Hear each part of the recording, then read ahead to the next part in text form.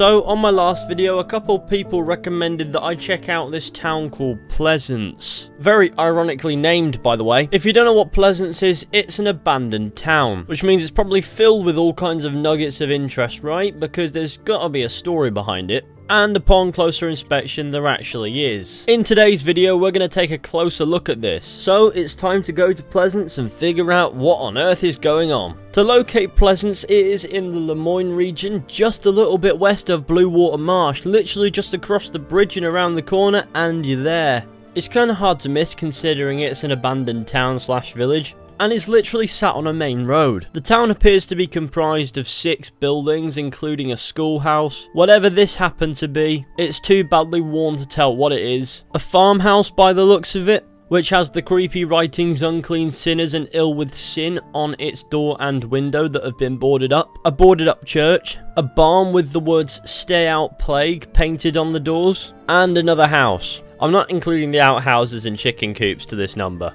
Also, there's a damaged welcome sign that says Pleasance, founded August 1883. That's important, remember that for later. Now, of the intact structures, you can actually only gain access to the schoolhouse. Now, I couldn't find anything that I could interact with that could tell me a bit of the story of Pleasance, but on the top desk there was a copy of Otis Miller and the Boy from New York, whatever that happens to be. So there is a fun little collectible in this schoolhouse, but that's more or less it. You can also find the odd general provision lying around, so if you're looking for those, then maybe just take a gander in here and see what you can find. It's probably mostly alcohol, but you know what? That's decent. Why is there alcohol in a schoolhouse?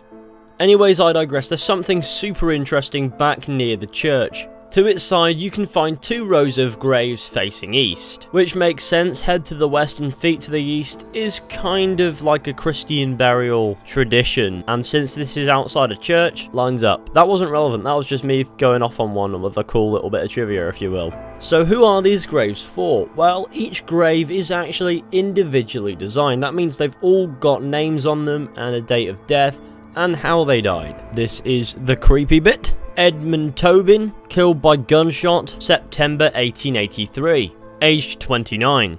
Curtis Baines, murdered September 1883. Glenn Yeatman, killed by knife wound, September 1883, aged 15 years old. Taken too soon.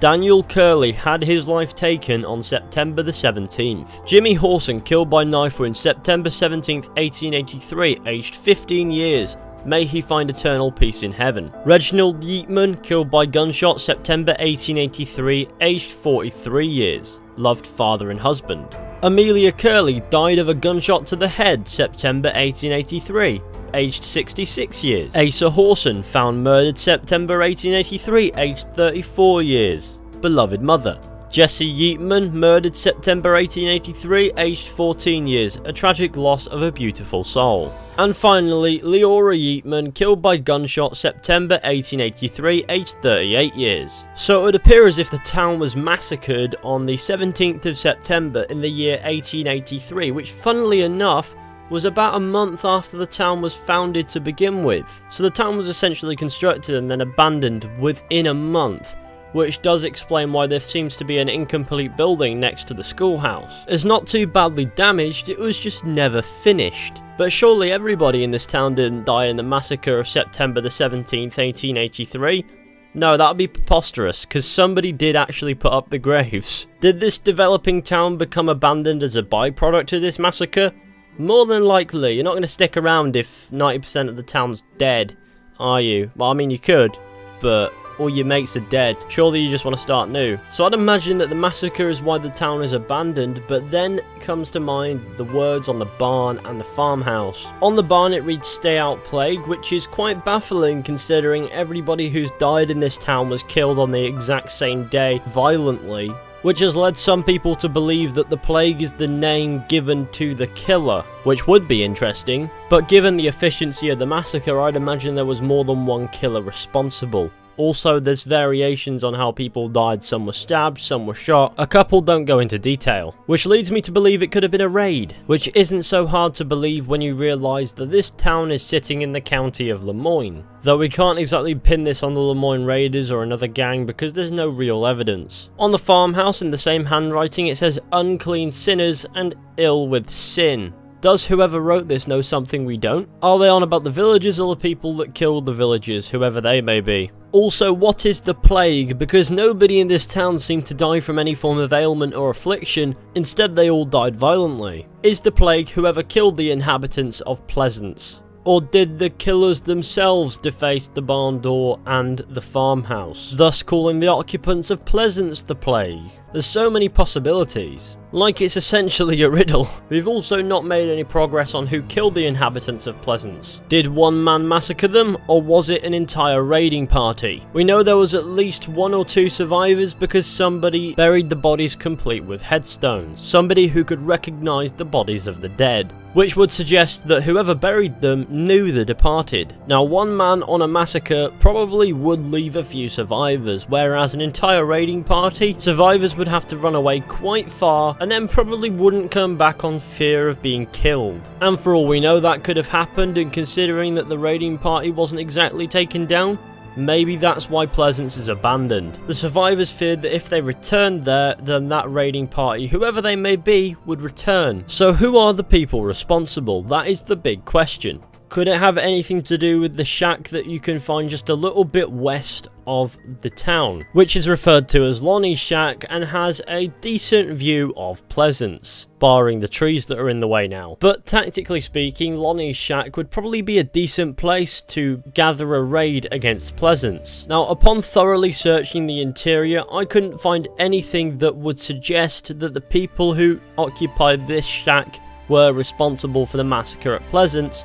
However, there were bunk beds in here, which suggests that a decent amount of people did occupy it, that being at least 4. Whether or not this place is relevant, you're going to have to let me know what you think down in the comments section. As there's nothing particularly damning about this place, it's probably best we move on. But another theory came to mind when I was looking at this. So I took a look at the message on the barn, "Stay out plague," and I thought to myself, what if this was a perception of the killers? And do we know of any killers nearby who look rather sickly in appearance? This is where I started to look at the town's geography and opened my map.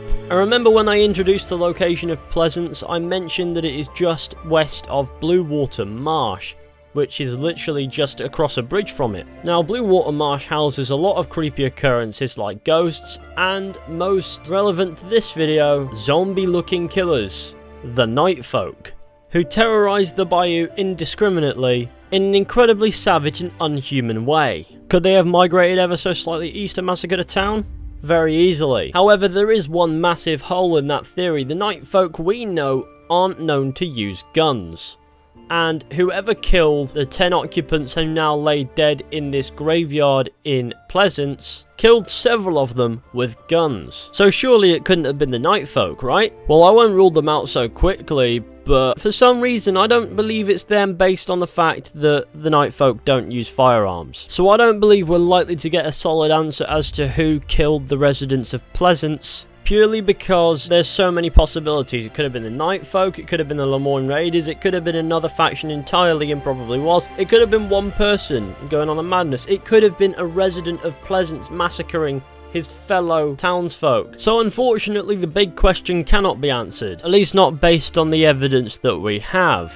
But for better or worse, we still have a spot of intrigue to cover, which is the writings on the door of the barn and the farmhouse on the other side of the village. Who put this here?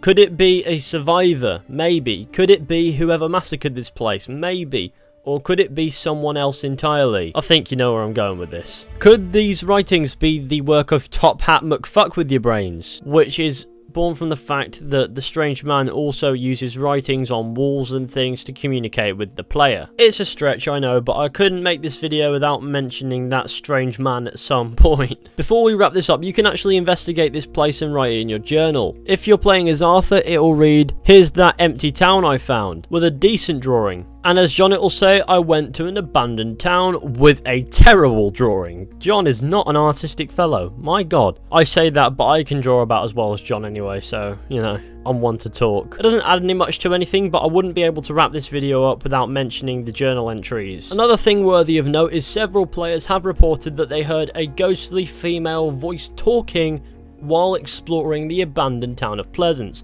I myself didn't experience this, and I couldn't find any clips of people who did, but there are a good amount of players who have reported this encounter, so I don't doubt that they actually did. The majority of players who experienced this reported to be near the barn by the well, and according to one player, she said the words, "Hello there, stranger." And considering how close this is to the Blue Water Marsh and where the Ghost Lady can be spotted, I'm not sure if it's to do with that or if it's to do with Pleasance, as the Ghost Lady does have that exact line of dialogue. Another player who experienced this reported that they heard a female ghostly voice say Arthur's name during chapter 3 when travelling through Pleasance. And another player reported the ghostly voice talking about the weather. How many of these encounters are true and how many are imagination is a different story entirely. I couldn't give you any input on that. I don't want to discredit people. If that's what they experienced, then I see no reason not to believe them at this point. But please do let me know if you've experienced this down in the comments, including what exactly you did experience if it's not too much trouble, because I myself am curious. So that's basically all we know about the ghost town of Pleasance. Please don't be afraid to let me know if I've missed anything down in the comments section. Also, if you want to go ahead and propose theories as to what might have happened, then I'd appreciate that as well.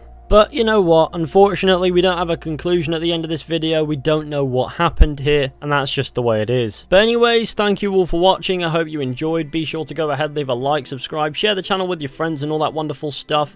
Be sure to go ahead and hit subscribe because we're really close to 100,000 subscribers now. I think it's less than 4,000 away, and I'd really like to hit that. So if you enjoyed this video, then that would be appreciated. And I'll see you all very soon with another video at some point.